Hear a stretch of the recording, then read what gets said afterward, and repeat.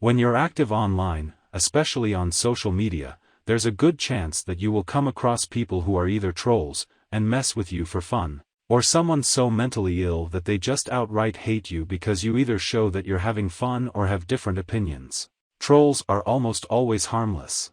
If they just post memes or make fun of something you said, you can either just ignore them, or play along and make jokes about yourself in the situation. They do not like that you're having fun with them, and will move on. The mentally ill people on the other hand is a difficult one. The ones who will just leave a mean comment is not an issue, because unless you respond to them, you will likely not see them again. And the ones that does come back is just wanting attention, it's best to not give them any. What is an issue, however, is what people calls the hate mob. Those people will try everything they can to ruin your life.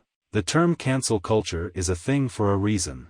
They are known to, not only make attempts to get you off of the website en masse, but they may also call your job as an attempt to get you fired, call and harass your family, and even get you swatted by your local police. If you're ever in a situation like that, document everything and give it to the police. Record all of the phone calls, let them know which family members they called, and take screenshots of everything they're saying online that involves you.